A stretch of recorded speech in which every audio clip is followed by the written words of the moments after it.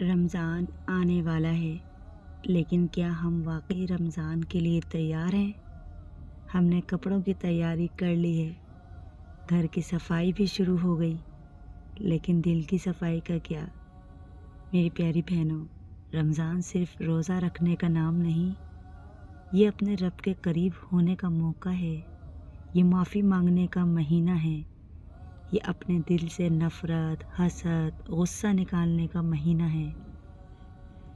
آج سے ہی نیت کر لیں، نماز وقت پر پڑھنی ہے، قرآن روز تھوڑا صحیح مگر پڑھنا ہے، زبان کو نرم رکھنا ہے اور دل میں صرف اللہ کی رضا رکھنی ہے۔